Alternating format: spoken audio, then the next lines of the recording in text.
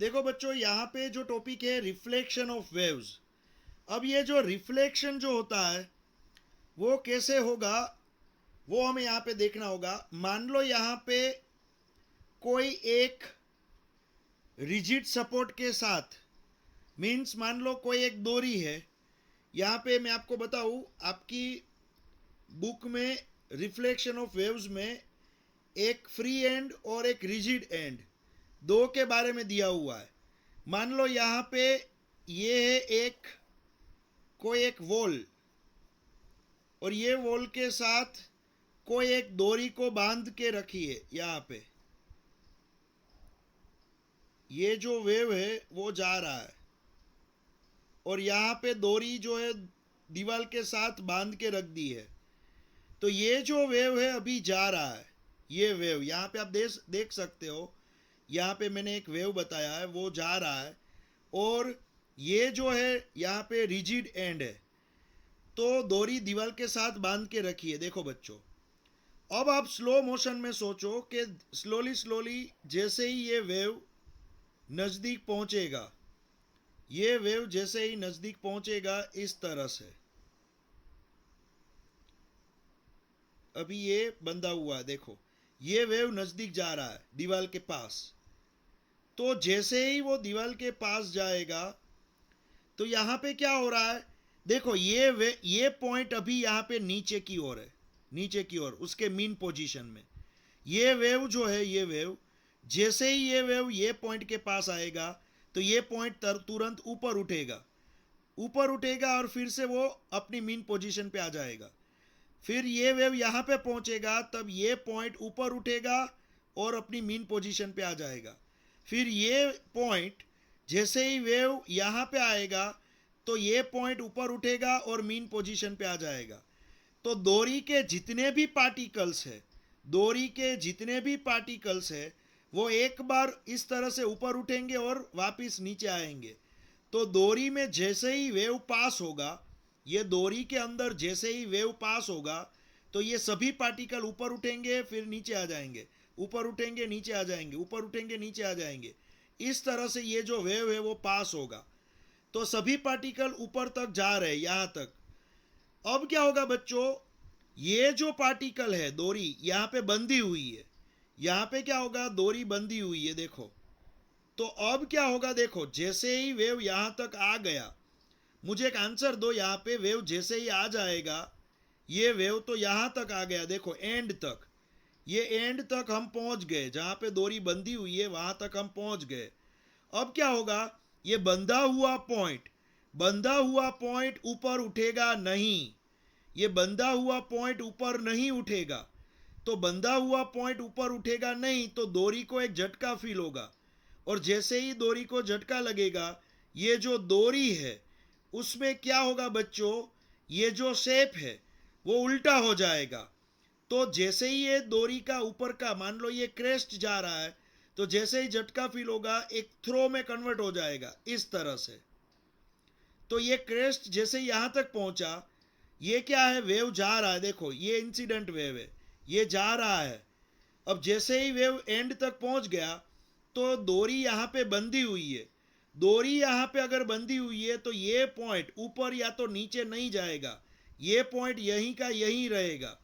तो अब क्या होगा, ये डोरी के सभी पार्टिकल ऊपर की ओर जा रहे थे और इसने जाने क्या ना बोल दिया, ये पॉइंट जो इसने ऊपर जाने का ना बोल दिया, तो पूरी डोरी को एक झटका फील हुआ, और यही जो वेव है वो क्रेस्ट जो है ऊपर की ओर क्रेस्ट, तो अब वापिस नीचे आएगा तो वो थ्रो में कन्वर्ट हो जाएगा, और ये जो थ्रो है वो रिफ्लेक्ट होगा, वो थ्रो जो है वो रिफ्लेक्ट होगा इस तरह से, आप देख सकते हो ये जो थ्रो है वो रिफ्लेक्ट होगा और वो आगे बढ़ता जाएगा।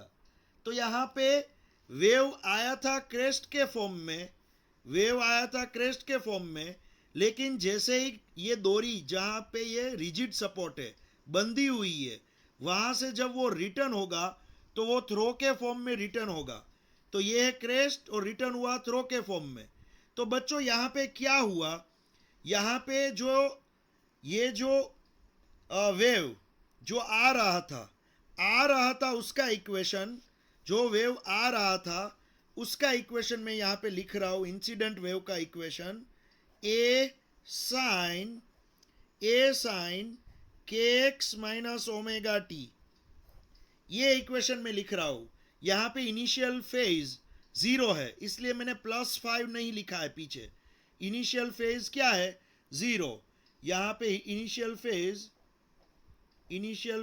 0 है मान लो, इसलिए मैंने 5 नहीं लिखा है। तो ये है इंसिडेंट वेव का इक्वेशन, जो वेव आया। लेकिन मुझे एक बात बताओ, जो वेव आया वो वापिस तो क्रेस्ट के फॉर्म में गया, क्रेस्ट के फॉर्म में आया था, थ्रो के फॉर्म में वापिस गया।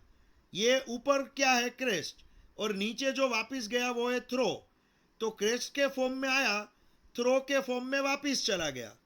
तो बच्चों हमारा क्वेश्चन ये है कि ये जो वेव क्रेस्ट के फॉर्म में आया, थ्रो के फॉर्म में वापिस गया, तो क्रेस्ट में से जब थ्रो बनता है तो पीछे एंगल में कितना चेंज आता है? जब क्रेस्ट में से थ्रो बनता है तो पीछे वाला जो एंगल होता है, साइन के पीछे वाला जो एंगल, उसमें क्या चेंज आता है? तो याद रखना, जो रिफ्लेक्ट हुआ, जो वापिस रिफ्लेक्ट हुआ थ्रो के फॉर्म में, उसमें चेंज आएगा। यहां पीछे जो एंगल है वो एंगल पाई जितना बढ़ जाएगा, पाई जितना बढ़ जाएगा, क्योंकि आया था क्रेस्ट के फॉर्म में, वापिस गया थ्रो के फॉर्म में। तो आप यहां पीछे एंगल में पाई जितना बढ़ जाएगा। अब आपको मालूम होगा, मैथ्स वाले स्टूडेंट, आपको तो ये पता ही होगा कि अगर पीछे आप पाई जितना ऐड करते हो, यहां पे पीछे अगर आप पाई जितना ऐड करते हो तो ये पूरा फंक्शन माइनस हो जाता है। तो यहां पे ए साइन, अगर ये पाई निकाल दोगे तो माइनस आ जाएगा आगे, और यहां पे लिखना पड़ेगा के एक्स माइनस ओमेगा टी। तो देखो बच्चों, पीछे जैसे ही पाई लगता है प्लस पाई, तो ये पाई लिखोगे तो यहां माइनस नहीं लिखना पड़ेगा। अगर पाई निकाल दोगे, यहां पे पीछे पाई जितना यहां पे जो लगा था वो निकाल दोगे, तो साइन फंक्शन जो है जिसमें पाई ऐड हुआ, वो पूरा फंक्शन यहाँ पे माइनस हो जाएगा। तो माइनस ए sine k x minus omega T, ये आपका रिफ्लेक्टिंग वेव का इक्वेशन हुआ, रिफ्लेक्टिंग वेव। तो इंसिडेंट वेव क्या है बच्चों? ये है इंसिडेंट वेव, ये है इंसिडेंट वेव, जो आया वो इंसिडेंट वेव, और ये जो है वो वापिस गया वो रिफ्लेक्टिंग वेव। ये आया और ये वापिस गया, ये इंसिडेंट वेव है और ये रिफ्लेक्टिंग वेव है। देखो बच्चों, यहां पे मैंने इंसिडेंट वेव और वापिस गया वो रिफ्लेक्टिंग वेव दोनों के बारे में लिखा है। अब आपके दिमाग में क्वेश्चन ये होगा कि सर ये क्रेस्ट के फॉर्म में आया था, क्रेस्ट के फॉर्म में आया था, लेकिन वापिस गया थ्रो के फॉर्म में, वापिस गया थ्रो के फॉर्म में, तो आपने पाई क्यों ऐड किया? तो मैं आपको बता दूं बच्चों, यहां पे मैं आपको बता देता हूं। चलो, पाई क्यों ऐड किया? क्योंकि जब कोई एक पूरा वेव होता है, जब ये पूरा वेव होगा, तो ये जो है वो क्रेस्ट है और ये जो है वो थ्रो है। ये क्या है? क्रेस्ट, ये पूरा ऊपर का क्रेस्ट, और ये जो पूरा है वो है थ्रो। तो आपको मालूम होगा ये होता है 0, फिर ये जो जगह होती है बीच में एग्जैक्ट, वो होती है π/2, ये π/2 होती है। याद रखना बच्चों, ये आगे भी काम आएगा।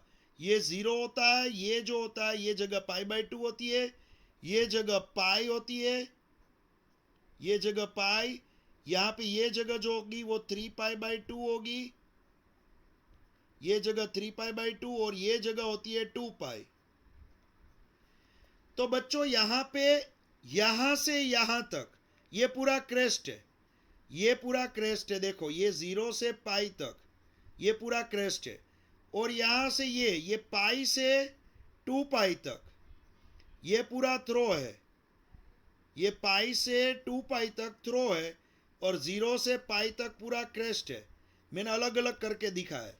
तो मुझे एक बात बताओ, ये जो क्रेस्ट है उसका एंड पाई पे रुका, और थ्रो है उसका एंड 2 पाई पे रुका, तो 2 पाई और पाई उसके बीच का डिफरेंस, 2 पाई और इसका पाई उसके बीच का डिफरेंस क्या आया, पाई। तो अगर कोई क्रेस्ट में से डायरेक्ट थ्रो हो जाता है, डायरेक्ट कोई क्रेस्ट में से डायरेक्ट थ्रो हो जाता है, तो उसमें पाई जितना इंक्रीज हो जाएगा। सिंपल सी बात है, अगर कोई क्रेस्ट है और तुरंत थ्रो हो गया तो उसकी फेज पाई जितनी बढ़ जाएगी। कोई 25 साल का है और 50 साल का हो गया तो 50 माइनस 25, डायरेक्ट उसकी एज 25 ईयर बढ़ जाएगी। सिंपल सी बात है। तो यहाँ पे क्रेस्ट में से थ्रो हुआ था, इसलिए बच्चों यहाँ पे मैंने पाई जितनी फेज बढ़ा दी। तो ए sine k x minus omega T plus 5 और ये प्लस पाई, और ये पाई जब किसी के पीछे लगता है, साइन फंक्शन यहाँ पे पाई लगेगा तो साइन का साइन फंक्शन ही रहेगा।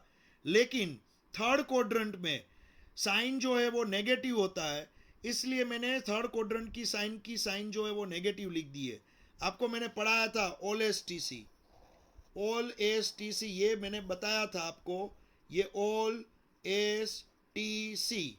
यहाँ पे 0 होता है, यहाँ पे पाई बाई 2 होता है, यहाँ पे पाई होता है, यहाँ पे 3 पाई बाई 2 होता है, और यहाँ पे जैसे घूम के आओगे तो पूरा 2 पाई हो जाता है, 2 पाई हो जाता है। तो ये 0 pi by 2 pi 3 pi by 2 और पूरा घूम के आओगे तो 2 पाई। तो बच्चों ये 0 है, 0 से आप यहाँ तक आओगे ये है पाई, तो ये 0 है और ये है पाई है यहाँ पे। अब साइन के पीछे एंगल है के x minus omega t, sine के पीछे जो एंगल है वो है के एक्स माइनस ओमेगा टी। तो बच्चों ये जो एंगल है साइन के पीछे के एक्स माइनस ओमेगा टी, ये एंगल मान लो यहाँ पे है फर्स्ट क्वाड्रेंट में, ये एंगल है के एक्स माइनस ओमेगा टी यहाँ पे है। और जैसे ही उसमें पाई आप ऐड करोगे तो पाई मीन्स 180, तो जो साइन का एंगल यहाँ पे था इतना एंगल, अब जैसे ही पाई ऐड होगा तो वो तुरंत चला जाएगा उसके अपोजिट जगह पे, यहाँ पे चला जाएगा, अपोजिट जगह पे चला जाएगा। तो साइन में जब भी पाई ऐड होता है तो तुरंत उसका इनवर्स अपोजिट इतना चेंज हो जाता है, क्योंकि उसमें पाई जितना ऐड हो गया। तो यहाँ पे क्या है बच्चों, पाई जब आप ऐड करते हो तो साइन का जो फर्स्ट क्वाड्रेंट है वो तुरंत यहाँ पे हो गया थर्ड क्वाड्रेंट। तो यहाँ पे साइन का जो क्वाड्रेंट लगेगा, थर्ड क्वाड्रेंट में साइन क्या होता है, नेगेटिव होता है। थर्ड क्वाड्रेंट में सिर्फ टी मीन्स 10 या तो उसका इनवर्स कोट, वो ही पॉजिटिव होते हैं, बाकी सभी नेगेटिव होते हैं। तो थर्ड क्वाड्रेंट में देखोगे तो साइन मिल जाएगा आपको नेगेटिव। सिंपल सी बात है बच्चों। तो जब भी पाई ऐड किया तो साइन का क्वाड्रेंट चेंज हो जाएगा और माइनस साइन लगेगी। तो ये है रिफ्लेक्टिव वेव का इक्वेशन, ये है इंसिडेंट वेव का इक्वेशन। तो वेव आया और वेव वापिस गया। तो यहाँ पे जो आपने पढ़ा उसमें एंड कैसा था, एंड था रिजिड एंड। तो हमें यहाँ पे स्पेसिफाई करना पड़ेगा reflection of wave from rigid support. यहाँ पे हमें स्पेसिफाई करना पड़ेगा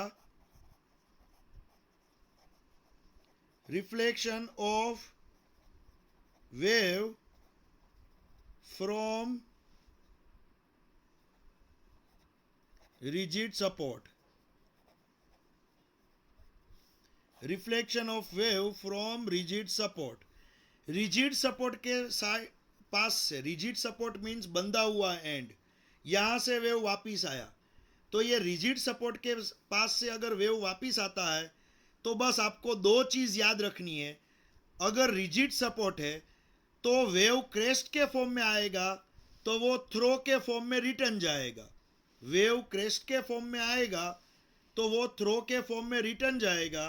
और दूसरा उसका इक्वेशन याद रखना है कि इंसिडेंट का जो इक्वेशन है वो इक्वेशन में जब वो रिफ्लेक्शन होगा तो ये साइन जो है वो चेंज हो जाएगी आगे।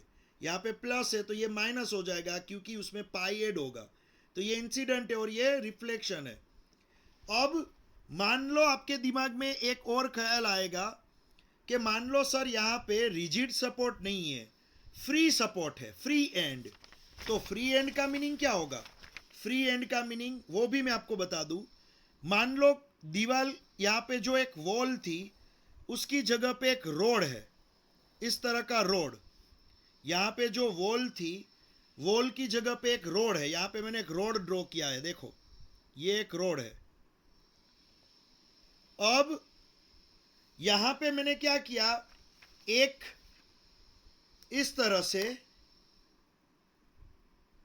गोल रिंग लगा दी। ये रिंग मैंने लगा दी है, देखो बच्चों ये रिंग मैंने लगा दी है, और रिंग के साथ एक डोरी है, बंधी हुई है, ये डोरी बंधी हुई है, और यहां से एक क्रेस्ट आ रहा है, ये क्रेस्ट यहां से आ रहा है, देखो बच्चों इस तरह से। तो ये फ्री एंड हुआ, क्योंकि ये रिंग जो है, रिंग ऊपर नीचे जा सकती है। तो डोरी जो बंधी हुई है वो डोरी फिक्स नहीं है, डोरी भी ऊपर नीचे जा सकती है। तो बच्चों यहां पे जो आपको मिला ना, वो फ्री एंड हुआ। क्या हुआ? Free and. तो यहां पे reflection of wave from a free and, हमें यहां पे जो टॉपिक पढ़ना है, reflection of wave from a free and.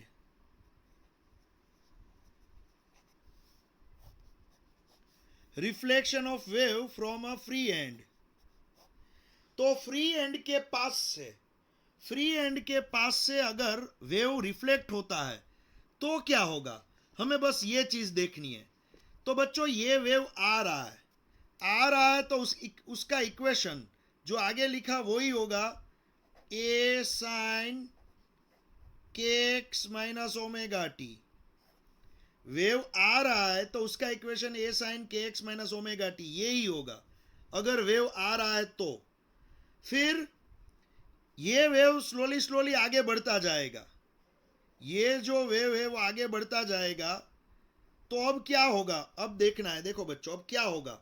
यहां पे आप थोड़ा 3D सोचना, ये जो रिंग है जहां पे डोरी बंधी हुई है वहां तक वेव पहुंच गया, ये वेव यहां तक पहुंच गया, ये वेव जो आ रहा था यहां तक पहुंच गया। अब मैंने क्या बताया था, डोरी के सभी पार्टिकल्स ऊपर जाएंगे फिर भी बैठ जाएंगे, ऊपर जाएंगे बैठ जाएंगे, ऊपर जाएंगे बैठ जाएंगे, ऊपर जाएंगे बैठ जाएंगे। इस तरह से पूरा क्रेस्ट पास होता है, ये पूरा क्रेस्ट आगे बढ़ता है। तो जैसे ही डोरी यहां पे बंधी हुई है, ये जो रिंग होगी, तो डोरी यहां से ऊपर उठने की ट्राई करेगी। तो आगे तो रिजिड सपोर्ट था, डोरी ऊपर नहीं उठ पाई थी, लेकिन यहां पे क्या होगा, डोरी ऊपर उठेगी, और ये रिंग जो है, रिंग, वो रिंग भी ऊपर उठेगी। तो बच्चों होगा क्या, ये पूरी रिंग ऊपर झटका मार के ऊपर उठेगी और वापस नीचे बैठ जाएगी। तो होगा क्या बच्चों, यहां पे क्या होगा, ये पूरी रिंग ऊपर इस तरह से मोशन करेगी और वापस झटका मार के नीचे बैठ जाएगी। तो ये जो रिंग के साथ डोरी बंधी हुई थी उसमें क्रेस्ट का क्रेस्ट फॉर्म ही बनेगा और वही फॉर्म में वो वापस जाएगा। देखो बच्चों ये क्रेस्ट आया था और वही फॉर्म में, क्रेस्ट के फॉर्म में ही वो वापस गया। तो इसमें क्रेस्ट का थ्रो नहीं हुआ, ये ऊपर का आया था और उसी तरह से वो वापस गया। तो यहां पे क्रेस्ट का थ्रो नहीं हुआ, क्रेस्ट का क्रेस्ट ही रहा। तो यहां पे आपने एक चीज देखी, अगर फ्री एंड होता है, इस तरह का फ्री एंड, यहां पे पीछे क्या है, एक रिंग बंधी हुई थी, देखो एक रिंग बंधी हुई है। तो अगर पीछे इस तरह का फ्री एंड होता है तो क्रेस्ट जो है वो क्रेस्ट के फॉर्म में ही रिटर्न आता है। तो यहां पे जो रिफ्लेक्शन होगा वो रिफ्लेक्शन में जो पीछे फेज होगी उसमें उसके अंदर कुछ भी इंक्रीज नहीं हुआ। आगे तो क्या हुआ था, क्रेस्ट में से थ्रो हुआ था, पाई ऐड हुआ था। यहां पे तो कुछ भी ऐड नहीं हुआ, जीरो ऐड हुआ, क्योंकि क्रेस्ट का क्रेस्ट ही वापस जा रहा है। तो यहां पे ए sine k x minus omega T, उसके अंदर ए sine k x minus omega T plus zero, यहां पे पीछे जीरो लिखना पड़ेगा। तो बच्चों इसमें जो वापस जाएगा, इसमें जो वापस जाएगा वो होगा A sine k x minus omega t, यही तो वापस जाएगा। तो आया था ये फॉर्म में, ये फॉर्म में आया था बच्चों, देखो ये फॉर्म में आया था, और पीछे कुछ भी फेज इंक्रीज नहीं हुई, क्योंकि क्रेस्ट के फॉर्म में आया था, क्रेस्ट के फॉर्म में आया था, क्रेस्ट फॉर्म में ही वापस जाएगा। तो पीछे फेज जीरो ऐड होगी, कुछ भी इंक्रीज नहीं हुआ। तो यहाँ पे रिफ्लेक्टिंग वेव, उसका equation A sine k x minus omega t यही होगा। तो अगर फ्री एंड के पास से वेव यहाँ पे कोलाइड होगा तो उसका इंसिडेंट और रिफ्लेक्टिंग ये होगा बच्चों। तो ये आपकी बुक में दिया हुआ है, आप अभी का अभी ये देखो।